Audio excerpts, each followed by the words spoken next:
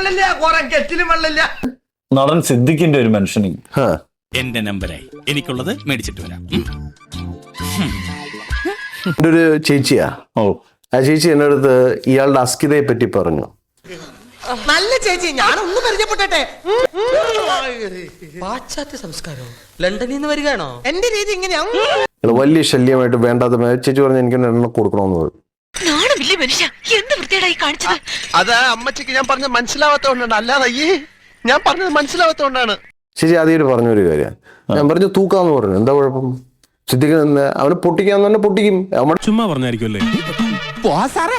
ചുമ്മാ പറഞ്ഞതാ. അയാൾ ശരിക്കും പറഞ്ഞതായിരിക്കും.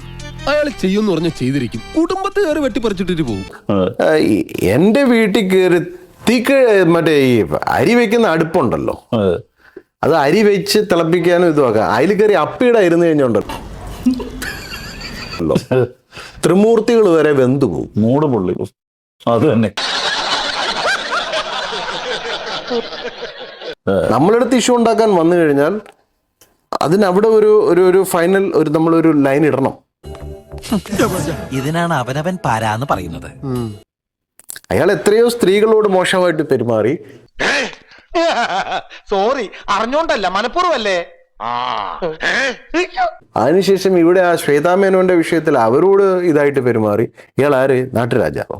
അല്ല, എനിക്ക് അറിയാൻ മേലാത്തോണ്ട് ചോദിക്കുക. താൻ ആരുവാ? വെള്ളയും വെള്ളം ഇട്ടിട്ട് മനസ്സ് കംപ്ലീറ്റ് കറുത്ത് കുഷ്ഠവുമായിട്ട്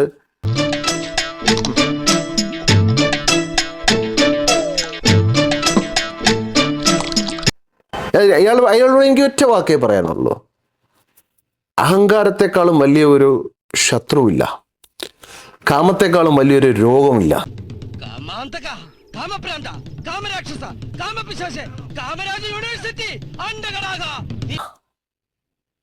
അതിനൊരു ട്രീറ്റ്മെന്റ് വേണം. and ഇനി ഏതെങ്കിലും പെണ്ണുങ്ങളോട് മോശം പറഞ്ഞാൽ ആണല്ലോ. ഇതിൽ പണ്ടൊരു നാരങ്ങ ഞെക്കിയുണ്ട്, കണ്ടിട്ടുണ്ടോ? നാരങ്ങ മുറിച്ച് നാരങ്ങ ഞെക്കണ അതുപോലെ ഇയാളുടെ 2 ഉണ്ട എടുത്ത് ഞെക്കിക്കളെ പിള്ളേര്.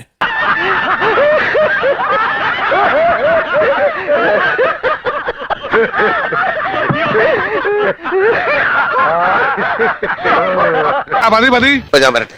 എങ്ങോട്ട്? അല്ല, ഞാൻ പോട്ടെ. സബ്സ്ക്രൈബ് ചെയ്തിട്ടുണ്ട് പൊന്നു മോനെ.